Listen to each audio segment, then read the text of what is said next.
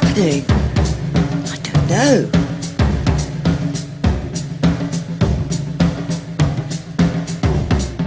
What is this? Can you eat it? I think that some of the bits add up to a very weird sort of dog. There are no tails, why? Very embarrassing. Very odd. Is this the beginning of the quest to solve the mysterious disappearance of Bird Bridge?